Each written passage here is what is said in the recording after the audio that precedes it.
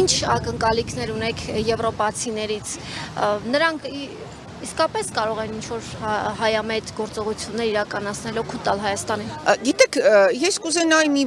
գաղափար շեշտել։ Միայն հայամետության համար չէ, որ այստեղ եկել եմ։ Ես համոզված եմ, որ այն Եվրոպան, որը, ինչ ասեմ, իմ ամբողջ գիտակցական կյանքի ընթացքում եղել է ժողովրդավարության, ազատության, օրենքի գերակայության եւ օրենքի առջեւ բոլորի հավասարության սկզբունքի կրողը,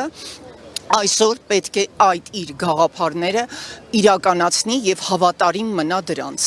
Այնինչ ես տեսնում եմ, որ գործում է ընտրողական, ակնհայտ աչառու մոտեցում։ Եվ այստեղ գալով հիմնական խնդիրը բարձրացնել, այո, Արցախի ժողովրդի վերադարձի իրավունքի խնդիրը, որովհետեւ դա միջազգային իրավունքի բաղկացուցիչ մասն է։ Այսօր այստեղ գտնվում են նաեւ Ադրբեջանի պահանջով լուծարված Մինսկի խմբի համանախագահ պետություններից Ֆրանսիայի, որը ավանդաբար համարվել է հայամետ, չնայած ես էլի գտնում եմ, որ հայամետը սխալ է, արդարությանը միտված պետության ղեկավար, նա գոնե հաստատապես գիտե, որ այսօր Բաքվի բանտերում ապուրինի ահաբեկչության մեջ դատապարտված մարդիկ ոչ մի կապ չունեն ահաբեկչության հետ։ Դա առաջին խնդիրը։ Հայ ժողովուրդը, միայն հայ ժողովուրդը չէ, հա, բոլորը կարծում են, որ պետք է ի վերջո Նիկոլ Փաշինյանը կողմնորոշվի, այդ մասին ակնարկեց նաև Վլադիմիր Պուտինը, կամ պետք է ընտրել Եվրոպան, կամ պետք է ընտրել Ռուսաստանի Դաշնությունը։ Հիմա այս երկու տարածաշրջանների միջև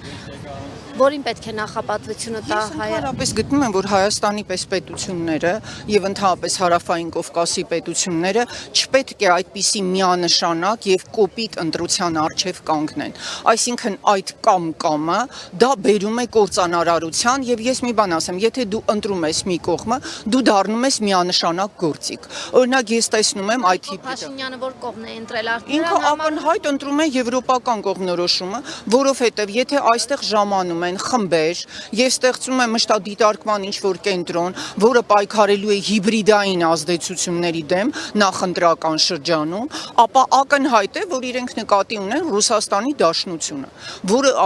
ես ձեզ ասեմ, այս իրավիճակում բացարձակապես հայկական խնդրին չի համապատասխան։ Բացի դրանից, ասում եմ, չէ, երկակի ստանդարտներ։ Իսկ ինչու այս մարդիկ կարող են գալ, չնայած մեր պայծառ դրոշներ, այս մարդիկ կարող են գալ եւ իրենց Կանադայի վարչապետներ, չէ, ես լրատվականով տեսա եւ իրենց աջակցությունը հայտնել Նիկոլ Փաշինյանին, թե ինքը այսպես ժողովրդավարության կերոնն է, ջահրն է եւ այլն։ Ու դա չի դիտարկվում որպես հիբրիդային մասնակցություն։ Այս ամբողջ միջոցառումը Զելենսկու գալը, իր հարցերի, իր խնդիրների բարձրացումը, դա եւս ինչ որ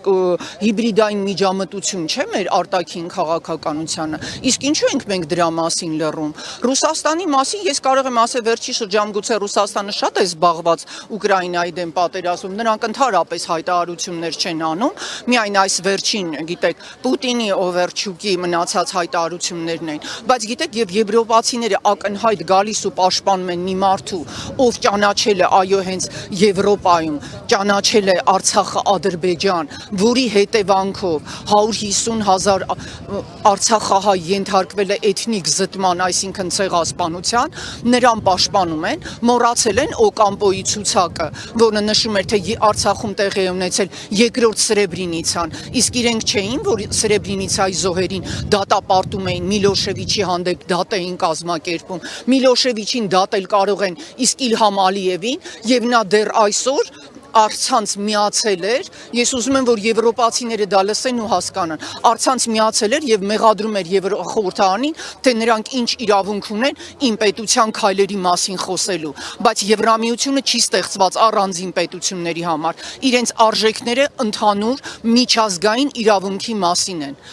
միջազգային իրավունքը միանշանակ ոտնահարվում է Իլհամ Ալիևի կողմից, այսինքն այս ակցիայի իմ կարծիքով հիմնական նպատակը այն է, որ Եվրոպային ցույց տալ, որ իրենք շեղվել են, միջազգային հանցագործներին են աջակցում այս քաղաքականությամբ։ Եվ իրոք մեր ընտրությունը, հունիսի 7-ին ընտրությունը, չէ, դա հայ ժողովրդի ընտրությունն է, եւ հայ ժողովուրդը ինքը պետք է որոշի, ում ընտրել, ինչ արժեքների համար ընտրել։ Ու բացի դրանից այդ ինչու չեն խոսում, որ Իլհամ Ալիևը Բաքվում բացարձակ բռնապետ է, ճնշում է ամեն ինչ, եւ նույնպիսի բռնապետ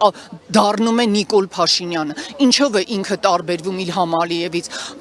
մեր սրբազաններին բանտարկելով Բագրատ սրբազանը ինչքան ժամանակ է արդեն գտնվում է բանտում մի բացարձակ չապացուցվող միտումնավոր ձգձգվող դատավարության ընթացքում իսկ ինչու նրանք չեն նկատում ժողովրդավարության այդ ոտնահարումները այդ դրա մասին պետք է խոսենք